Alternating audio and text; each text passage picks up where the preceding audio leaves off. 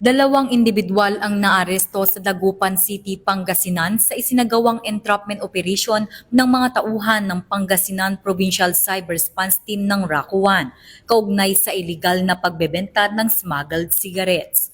Sa isinagawang cyber patrolling na mataan ng mga otoridad ang isang Facebook account na nag-aalok ng hindi otorisadong sigarilyo.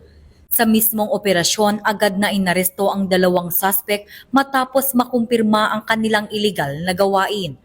Nakumpiska mula sa kanila ang mahigit 200 reams ng smuggled na sigarilyo. Agad dinala sa Pangasinan PCRT ang mga suspect at ang mga nakumpiskang ebidensya para sa dokumentasyon at tamang disposisyon ng kaso.